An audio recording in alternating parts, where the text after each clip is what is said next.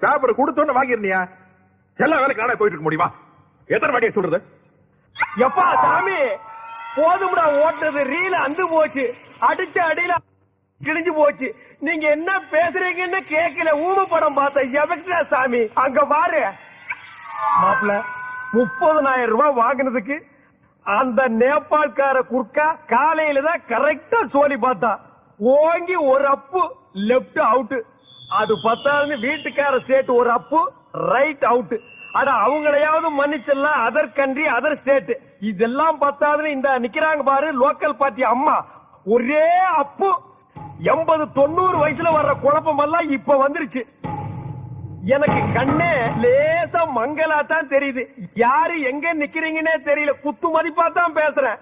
நான் தான் அப்பவே சொன்னேன், இந்த தாடிக்காரனை நம்பாதே நம்பாத, வில்லங்க முடிச்சவன் என்னைக்காவது ஒரு நாள் கம்பி என்ன வச்சிருவான்னு.